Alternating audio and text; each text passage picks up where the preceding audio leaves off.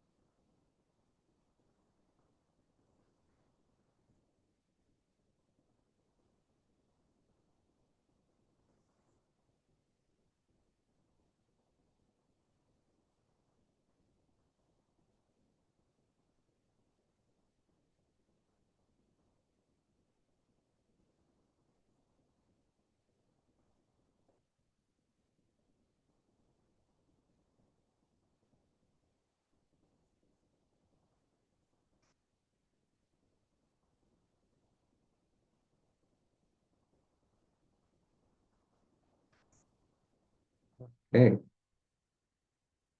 great. Let's get started here. So good afternoon, everyone. Welcome to today's webinar on how to proceed with caution, the value of QoE during tariffs turbulence. My name is Kevin. I'm a senior engagement manager with Sapling, and delighted to share the next hour with you to discuss our thoughts. So just starting off with a bit of a quick agenda here. We'll start off talking briefly about Sapling, our firm, taking a look at the economic outlook, and then diving into the importance of QoE, and then taking a look at a real-life case study, and then finally off with some Q&A. So starting off with Sapling. So we are a boutique consulting firm based out of Toronto and specializing in financial modeling, analytics, and due diligence, especially for the mid-market sector. Um, and really, the firm was founded to kind of bridge two gaps. One is the market cap in terms of offering high quality financial modeling and due diligence services at an affordable price point for the middle market firms, which we find it is typically underserved because large firms having that high price tag. And the second point being the gap between IT and finance. So when it comes to analyzing large sets of data, we use our technological know-how to achieve all of these solutions in order to guide in a better decision making. And just taking a quick look here at our geography. So although we're Canadian based, more than 70% of our revenue is actually coming from the US, with the rest domestically in Canada.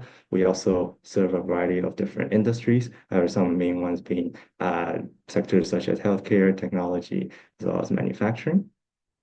Um, Then up next here, you'll see this kind of throughout the presentation. We have a few polling questions, just to kind of gauge everyone's sentiments and where everyone's coming from and that sort of thing. So you'll see a polling question show up on your screen shortly.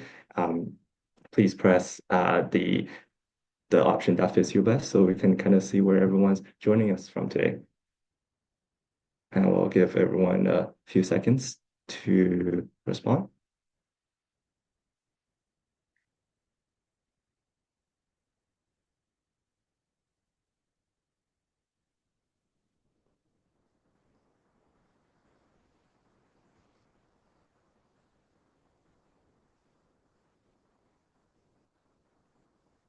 Okay, so the results are in. It looks like yeah, we have about 70% from Canada, with the rest coming from the States. Um, Pretty good. That's good to know, and no one else from the UK or other parts of the world. So with that in mind, we can continue with our presentation here, and just kind of going on the service overview of what we offer. So as kind of mentioned earlier, again, the three pillars being due diligence, financial analysis, and data analytics. But within that, for due diligence, the main product would be, of course, the QoE or quality of earnings is what we're going to be diving deep into. But on top of that, we also offer data analytics for due diligence. So therefore, on the pre-deal environment, we'll take a look at large data sets and calculate those metrics and trends before you even invest in a company. In terms of financial analysis, we also offer various different types of model builds, operating tool enhancements, Excel reporting hacks, as well as valuations for different types of purposes. And finally, going on to data analytics, our main expertise here is building Power BI dashboarding. So basically transforming the business planning and reporting capabilities and building out live dashboards to analyze the company's trends. In addition, we also offer automation. And finally, we also offer outsource modeling and FP&A services in terms of needing an interim staff here and there. And then lastly, just focusing on the QoE services. Here we have a selection of past deals that we've worked on. So you can see there are a variety of various buy side and sell side deals. We've worked a variety of industry kind of mentioned before, as well as different geographies. So primarily Canada, US, but also a bit of UK as well in there. Um, and with that said, I'd now like to turn to our attention into some of the current trends that we've observed in the M&A market space and how that will impact the deal making.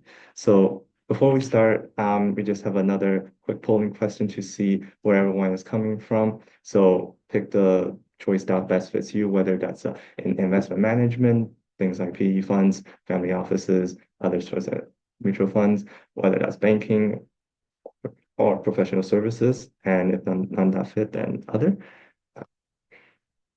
Yeah, we'll take a few seconds to give everyone a chance to vote.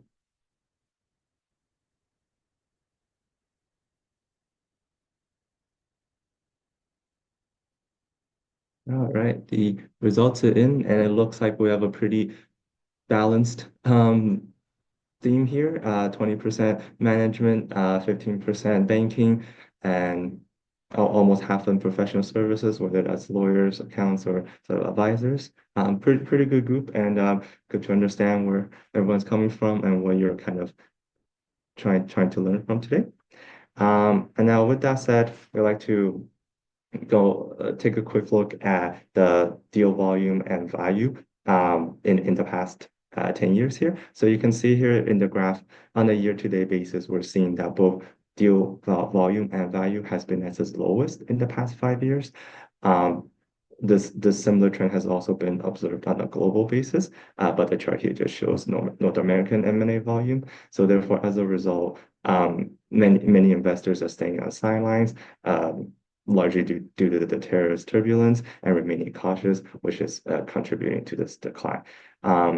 Given this backdrop, we've also like to present a quote here from Larry, who is the CIO at Raymond James, and he said this on in a recent interview on March 7th, and it said that volatility is never comfortable, but it is important to remember that it is an inherent part of the market. So while you might see there's a lot of emotion and fear in the market right now, it is also advisable to not making investment decisions based on emotion. So we really resonated with that, and that's kind of the theme of today's presentation here. So being that even though there's a lot of emotion and fear going on and a lot of uncertainty, even now, it just need to keep in mind that shouldn't make any sort of investment decisions based on emotion.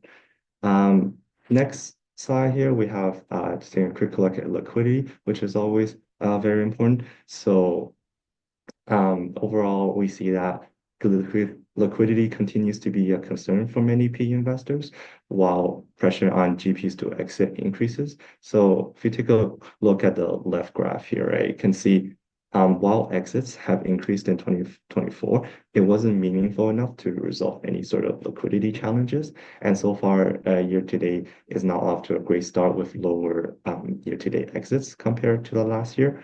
In addition, we also see that PE funds are also holding portfolio companies for longer. Uh, and as of the end of 2024, almost a third of PE-backed companies have been held for more than 5 years. So that's the kind of the bottom graph you see here, especially for an increasing amount that's held for 7+ years. So with all of this in mind, this has um, led to several kind of different factors of investors looking for liquidity alternatives. So, for example, various things that funds have done will include minority sales, dividend recaps, the investors selling their stake on the secondary market, as well as obtaining NAV loans, all in an effort to try to increase liquidity. Um, Now, moving on to some recent economic indicators. These were results that was released just last week.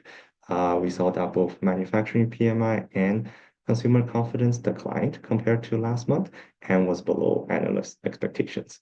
So the PMI fell below 50, meaning that there was a decline in manufacturing activity, and consumer confidence also fell below 100, meaning that consumers are generally are slightly pessimistic about the future instead of being optimistic. However, a slight piece of good news is that durable goods orders did do a little bit better. They beat for analyst forecast, but still saw a almost 3% decline compared to February. So overall, the theme is that these are very lackluster results and mostly worse than what analysts are expecting. So with that backdrop, let's dive into the QoE and why it is more important ever now than to have to be doing one during a transaction. So starting off with kind of the basics here, the term QoE has the word quality in it. And what do we mean quality and what is considered good quality? Well, generally, when we talk about QoE, we're trying to figure out for a company, the degree which the earnings are cash based, are cash recurring, and also based on precise measurements. Now you'll see, oh, I have a couple examples down below here. We'll get to in a second. But basically, once we're able to isolate all of these numbers um, to come up with a sustainable level of earnings, it can help us to determine a certain level of certainty in the reported financials. And with that, this can aid in projecting future earnings in a model. So once you have that stable foundation, you can make future projections better, and of course, in the end, try to derive a more accurate company value for the purposes of buying or selling. It's also important to know that the QoE does not constitute an audit, so therefore there's no assurance provided. We're simply trying to derive what a sustainable level it is for a particular company. So in the chart below, we've listed several examples of what is considered good and bad, broken down by various topics. So starting off, the first one being revenue recognition, of course, is very important. A good example would be a monthly subscription revenue that is actually recorded on a monthly basis um, in the period that it was earned, but not necessarily when cash is collected. So of course, that's kind of the bad example where the company might be small or not sophisticated enough to track all of the individual, let's say, annual subscription revenue that was collected and simply recording the cash basis. And this, of course, will lead to various spikes in its earnings, which is not representative of real, actual recurrent revenues. Up next for COGS, a good example would be the company expensing based on a consistent policy, or such as standard costing or activity-based costing models. A bad example would be just expensing inventory when it is incurred. Of course, that doesn't capture necessarily when they help to generate the revenue, but simply when they incur the inventory cost. And of course, that might also lead to a huge spikes in its cost, which will skew its monthly trends. For payroll, a good example would be if the company consistently accrues for monthly wages, especially if they're on a bi-weekly cycle. That one would be only recording wages as they're paid. onto the balance sheet side, a good example would be sort of reserving for bad debt. A lot of companies might not do that or only do it on a annual a year at the year end. However, if it's done consistently on a monthly basis and re-estimated based on various different factors, that could be that's considered a good quality. And finally, for FX, if the company has exposure to various different foreign currencies, it is a good practice to calculate the realized gains and loss when it's occurred in a particular month. And if they hold various foreign currency balances in cash such as CAD or AR or any liabilities, that should be translated to its reporting currency on a monthly basis. Of course, the bad example being if the foreign currency is just reported the same as there is functional currency, ignoring any sort of the differences. Now moving on. Now that we know a bit more about what is considered good and bad quality, we'd also like to dig a bit deeper into some of the differences between buy side and sell side QoE engagements. So for a buy side, the main reason you want one done is that you want to ensure proper due diligence and to uncover any potential red flags. So this will in turn help you gain a better understanding of the business. In addition, through a QoE exercise, you can also gain more comfort over the seller proposed adjustments, as they might be biased in nature or be based on unsupported assumptions. And also, kind of mentioned already before, the final adjusted earnings and also having a fully adjusted P&L will also help you in starting as a good starting point in terms of any forecast or valuation work. So if the numbers that you start building the forecast is not good or not reliable, then the rest of the model isn't as reliable. And finally, having a QoE report done by an independent third party also helps us in gaining bank financing, as we're all more often see that's becoming a requirement for many large lenders. Now, switching over to the sell side, you can see one of the biggest reasons to get a QoE done is that it could help to uncover potential issues that might break a deal, whether that's around financial reporting or any sort of operational issues. So this exercise will help to identify any additional adjustments that management may not have thought of previously. So therefore, potentially boosting EBITDA as something presented to potential bidders. And then moving on, once the deal is on the market, there also when we have several bidders engaged, the sales side QoE also prepares sellers for negotiations, as mentioned. Now have a pretty good idea of what questions buyer might be asking or what points they're trying to bring up to reduce the value and have some of those counter arguments ready. It can also help to speed up the deal process, as in for a QoE, for a sell side QoE, we'll be requesting similar documents as the buyer. So the manager will have all of those documents prepared and won't need to spend even more additional time trying to generate or search for some missing documents. And finally, when a buyer sees that a potential that a sales side QoE has already been done, it generally increases their confidence, especially in the current environment that has a lot of uncertainty going on, and might lead to even more bidders and also in general just higher chance of closing. And now with that out of the way, we have identified several important analysis in terms of the QoE that should be carried out if its situation fits. So these kind of three most important QoE analysis are deferred revenue analysis, or sometimes called the waterfall, cash proof analysis, and net working capital. So we'll just dive right into each one here. So first up is the deferred revenue analysis, or sometimes called the waterfall, because of what kind of the analysis looks like when it is all kind of laid out in a tab here. So basically, the goal of this analysis is to convert a company's cash basis of revenue to accrual basis based on how long each renewal period lasts. So for example, commonly we see this in SaaS companies where they might be selling one software product that renews annually, and then they simply just records that revenue when it's billed. If they just happen to have a lot of, let's say, customers that is built on January 1 versus the rest of the year, then every single January, their revenues can be huge and with minimal revenues in the other months.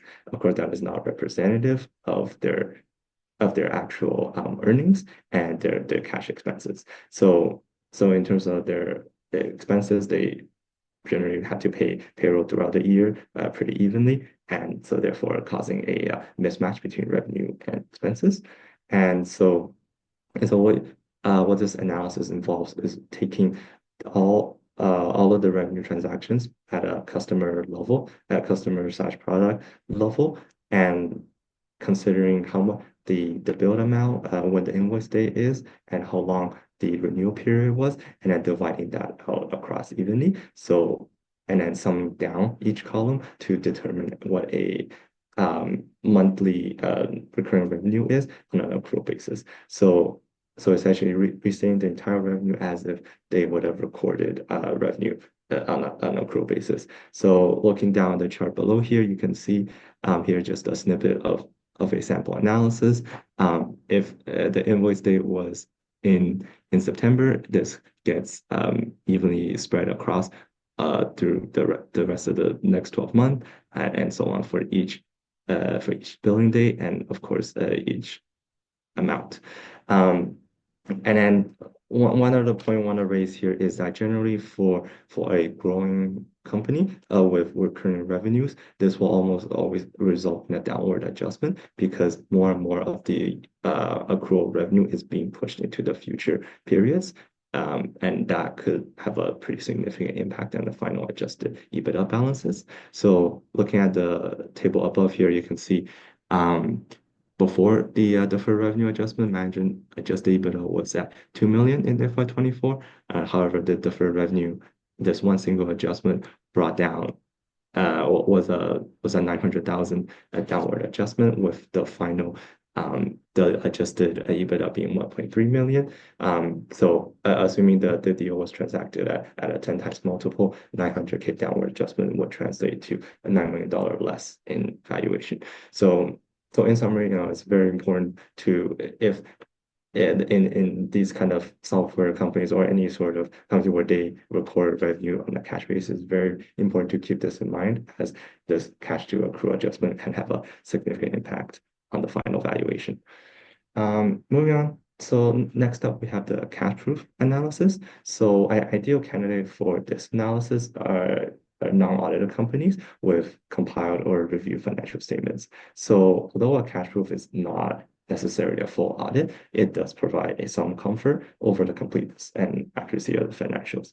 So what we are essentially trying to do is proving out that all cash ins and outs per the bank statement can be explained in some way. So as part of the working papers, we'll basically adjust out all non-cash items that is on the P&L, such as depreciation, and also all cash items that's not on the P&L, such as dividends, which is only going through the balance sheet.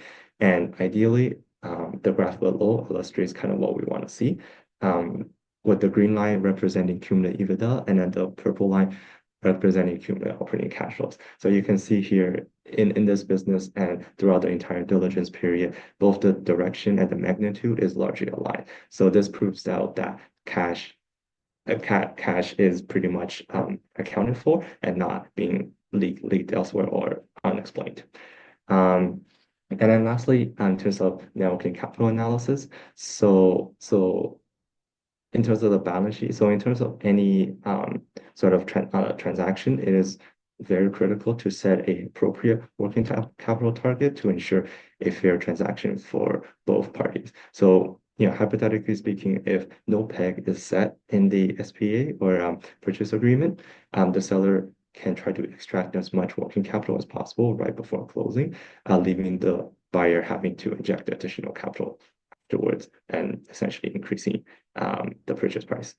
Another important point to keep in mind here is that when setting the target, it is also need to consider what cash-like and debt-like items there are, as these can often be very subjective and come down to negotiations or relative bargaining power. So a good example of that would be kind of deferred revenue that we just talked about.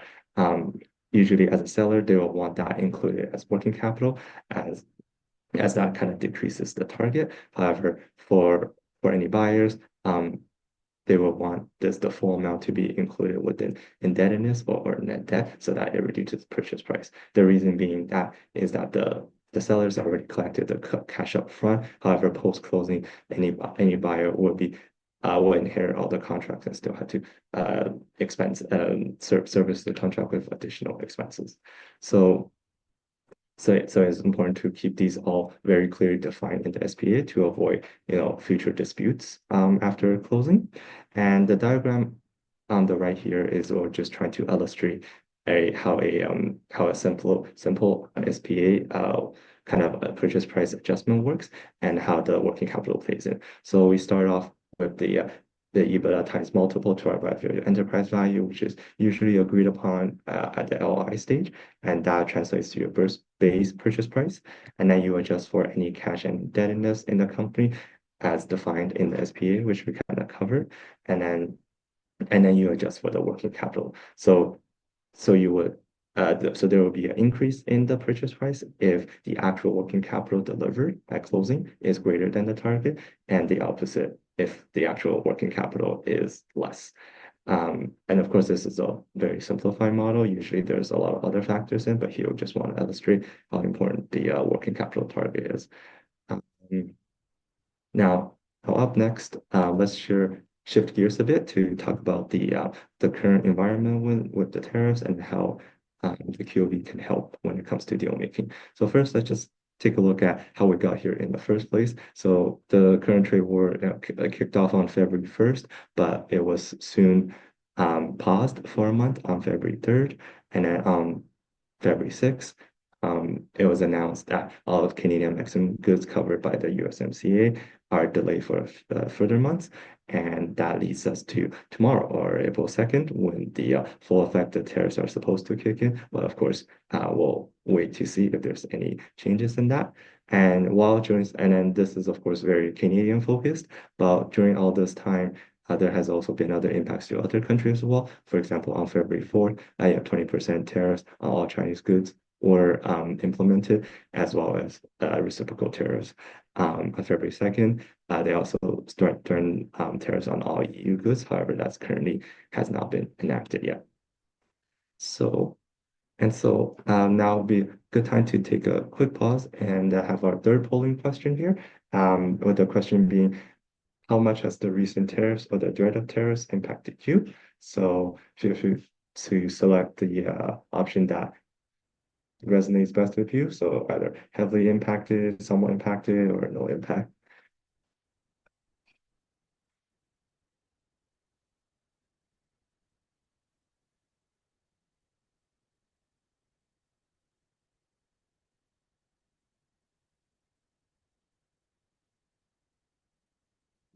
Give everyone a few seconds here, a few more seconds here to respond.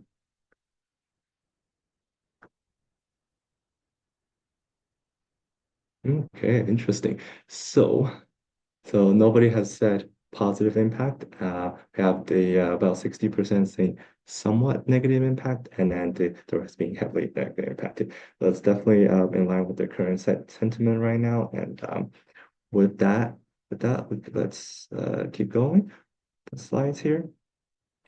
Um, right. So this brings us to the question: how do we kind of try to mitigate this, right? Like the tariffs are here to stay, whether long term or short term, we don't know. But there are some different factors we think is very important to consider during the transaction in this environment. So the first one being stress testing. Um, because of the current environment we are in, we think it's more important than ever to stress test different scenarios based on various assumptions to see how the business will be impacted. So some examples being such as a loss in customers, increasing in cost due to the tariffs, potentially supply chain disruptions, and also government subsidies in order to counteract some of the tariffs impact. Um, Next, it's also important to look at customer concentration, what that looks like, and if some companies are especially concentrating in one country, different ways to try to mitigate that. And then next is also a thorough review of the company's liquidity needs, as it is now more an important effort to have some additional reserves ready. A lot of times, the liquidity needs changes throughout the life of the business. So maybe it was one number back when it was just acquired. However, that need might have changed in recent time. So it's important to kind of get updated on that study and also have additional reserves ready on top of that, and to um, in case of any unexpected events happening where an additional cash is required. And finally, currency risk. So we've seen in recent times, currency also has an effect, and that may be a favorable or unfavorable effect on the company. But it's important to get a greater understanding of the various currency exposures of a company and review that and to determine if additional strategy can be implemented. So next slide here, we have given the 4 points that we kind of mentioned here, different ways to mitigate the risk, and we'll just go into each one a bit deeper. So, for example, for the stress testing here, we just listed some kind of scenarios we can test to see if how what the impact is on the bottom line. So for example, in scenario number one, if there's a 25% tariff on all Canadian goods, this could translate to a 20% loss in the US customers due to increase in cost and passing that cost on to the customers and being less competitive compared to more local competitors. However, because of such high tariffs, the government might step in and provide some subsidies. In that case, it will help to mitigate maybe 10% of the loss in the US customer base. And then once we put all that into the model, we can derive to see what the actual net effect is on EBITDA, for example. A different scenario, for example, could be that, let's say there was not 25% tariff, maybe due to various negotiation, we end up on 10% tariff on all goods.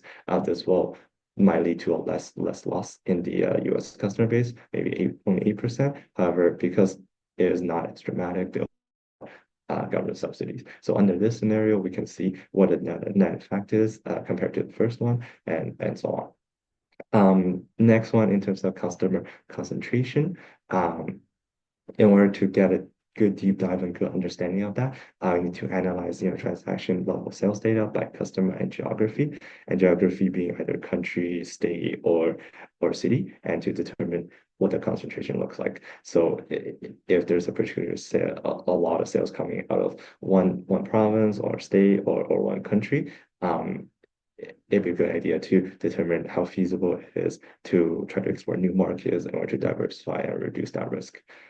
Thirdly, in terms of liquidity, and that's just more on the balance sheet side, and then some good ratios to look at would be the current or quick ratios to determine what the required level of liquidity is for that company. And some we also suggest is not to simply look at as of the latest month end or maybe the quarter end, but also like an average across the year in case of any significant cyclicalities that the company may have. And then additionally, once that required level is determined, we also need to now apply additional buffers as a dry powder reserve just to mitigate any unforeseen future events. And finally, for currency risk, it's good to take a look at all the company's revenues and expenses by local currency and determine again if there's more concentration in one currency than the other. But something important to keep in mind for this one is that the currency risk may be a favorable item for the company, which in this case may not need to be hedged. However, if they're significantly unfavorable, then definitely additional hedging strategies should be considered. Now, with all said, this brings us to our case study, which we will take a look at a sample company, what its operations are like, and how they are impacted by the current tariffs environment. So starting off, just kind of some basic company and engagement background. So this company we're looking at is a distributor and renter of scooters. So their main revenues be the sales revenue, rental revenue, and some other revenue sources such as repairs for scooters and wheelchairs. And their they don't make them in-house, so they actually import all of their inventory from China, but they have both operations in both Canada and the US. So you can see in the graph below here on reported revenues, throughout the diligence period, you can see a high majority amount of revenue is coming from sales instead of rentals or other sort of revenues. And in this case, we were engaged as on the buy side to do a full QoE, including napkin capital analysis. So up first is trying to kind of get a better understanding of the intercompany relationships for the company and how that is impacted by the tariffs. So the company that is ultimately owned and controlled by a Chinese parent, which also supplies inventory. So in this case, the company cannot go look for a different supplier, maybe from a different country, but is forced to buy directly from the parent.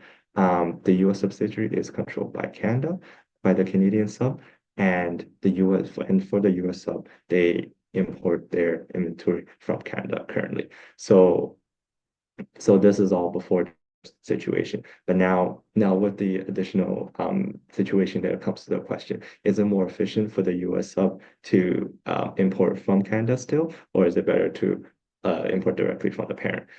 Both are subject to tariffs at different rates. But however, they may face other logistical different issues such as supply chain or shipping costs and various other factors. Though we can also built out in a model in terms of stress testing. So that's kind of what the next slide here is showing. So let's take also look at the company's geographic concentration. So in this case, in the TTM period, this 52% of the revenues are coming from the US, with the rest being Canada and some minor amounts in other countries.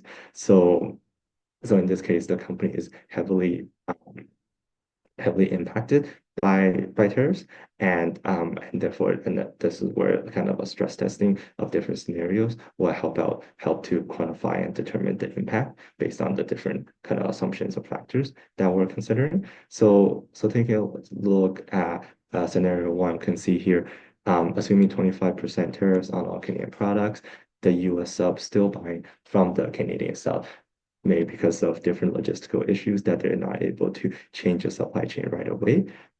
This will in turn cause a 25% increase in COGS and a 10% decline in US sales.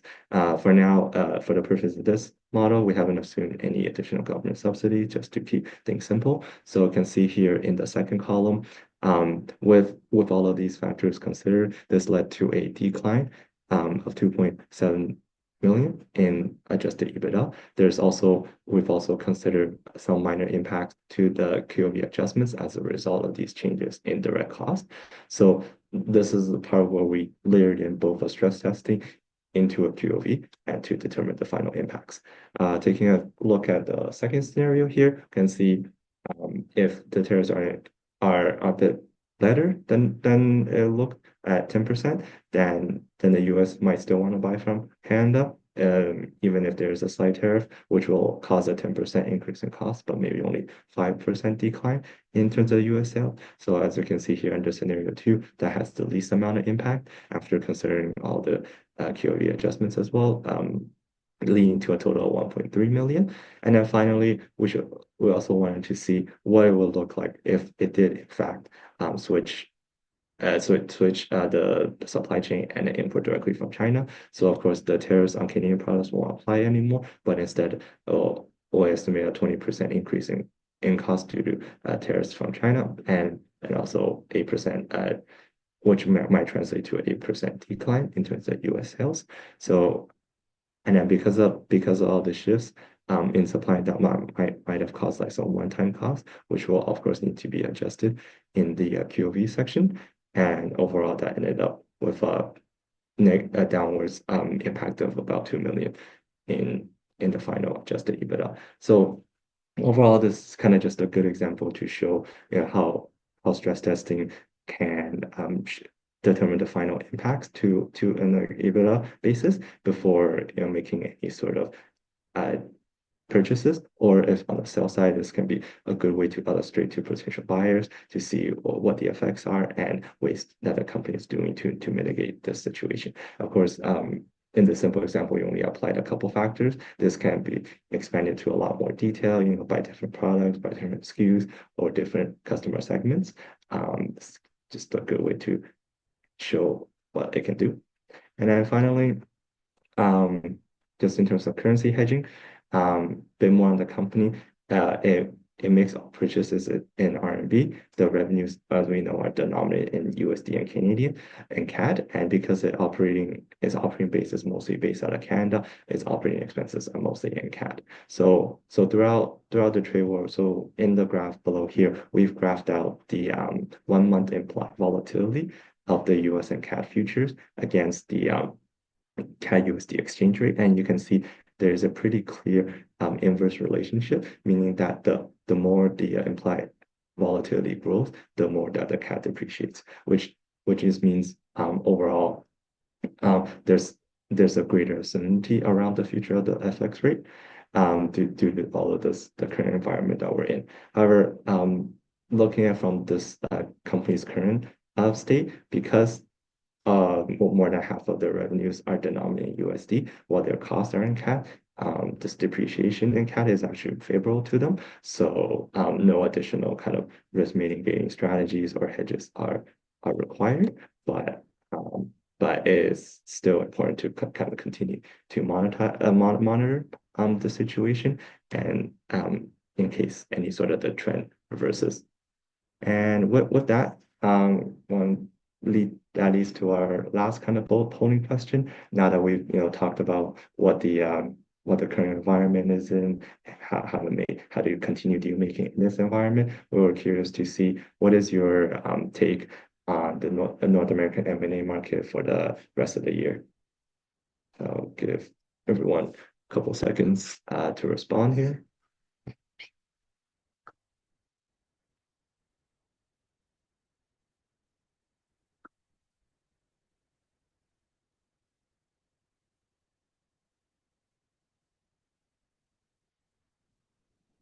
Hey, interesting. So we have a relatively divided results. Some people are highly optimistic, some are neutral, while about 40% people are pessimistic. And we have one person who is highly pessimistic. So yeah, pretty interesting results. I think overall that's kind of been the sentiment that we've been seeing in the market as well. Especially in early March or February, everyone was very uncertain about some things. But in the recent weeks, we think we've seen some signs of a slow turnaround. People are getting a bit more comfortable with the situation and knows a little bit of what to expect, of course, but not too much. So that's why generally everyone makes sense pick D, but of course there's a lot of different opinions out there. And finally, with that, just kind of summarize our webinar today and covers kind of some of the key takeaways. So, first we covered a bit more about what a QoE is, what the details are, but a main point that we want to get across is the importance of stress testing. So you also want to assess the different sensitivities of those factors and then how it will change and impact kind of the bottom line there. In addition, with this current uncertain environment, you also want to develop different types of mitigants to be best protected and protect against the risk. And then you want to see which combination of all these mitigants will achieve superior results. Thirdly, cash is always very important. It's important to always to constantly reevaluate the cash positions, determine what level of cash is required for the company, and plan ahead and reserve additional cash reserve to offset some of the uncertainty. And finally, continuous monitoring. The war is always changing. There's always going to be unforeseen things happening, maybe even throughout the rest of the year. So it's always important to keep adapting to those situations and update the assumptions from those stress testing models appropriately, so that we can determine what the final effects are. And with that, thank you all very much for listening. I would like to open up the floor for any questions.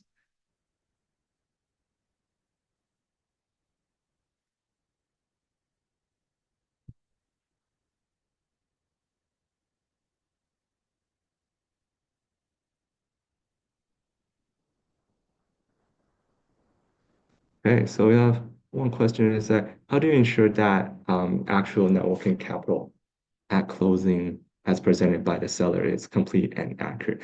Yeah, that's a good question. So generally, what happens in a typical deal is that the seller will have 60 to 90 days after the closing date to prepare kind of the final closing financial statements, which includes the working capital, what the actual working capital is, what the cash and what the indebtedness level is, and then the buyer will have kind of 30 days to confirm those numbers. So of course the seller might be incentivized to report it differently, but it is important one as a buyer to make sure that the definitions are all followed as agreed upon in the SPA. So any cash-like or debt-like items are properly defined and then followed, and then more importantly, the calculations are right. And then in addition, because these results are not audited as well, the buyer may want to request different samples or the kind of listing of AR, for example, to test these balances to make sure that they're all complete and accurate to ensure that the final closing, purchase price amount is as accurate as possible.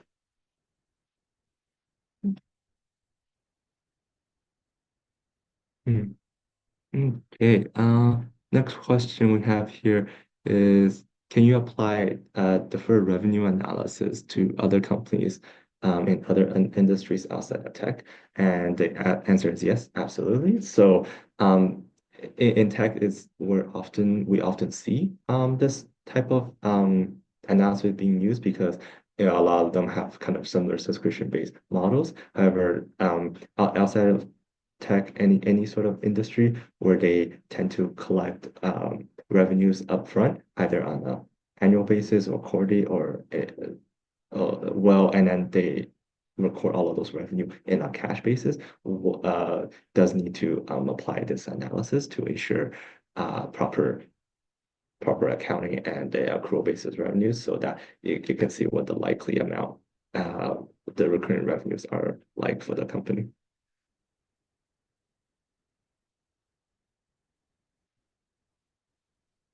And then we have another question here that says, um, why does the cash to accrual adjustment generally result in a downward adjustment?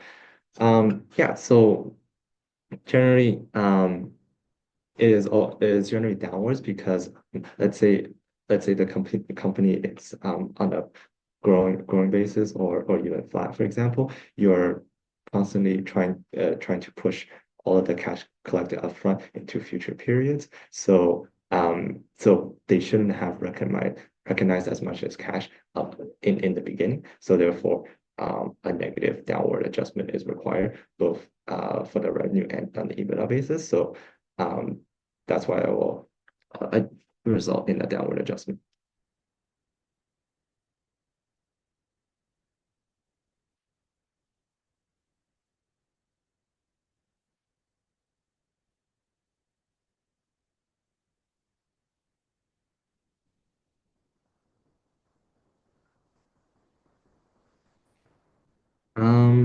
One other question is here, what are some common red flags in the QoB analysis that could indicate a higher level of risk?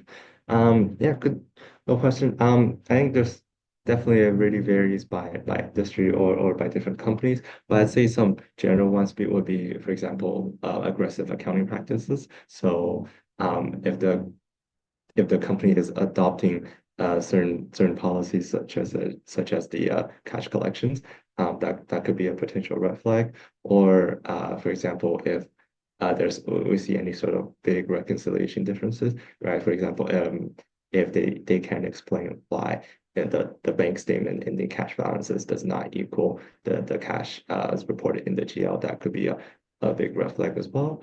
Um, and And so therefore, and so therefore, that could lead to some red flags and potentially detract from the deal.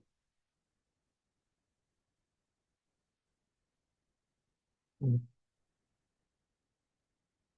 Right. I'll give everyone a few minutes here just for some last minute questions.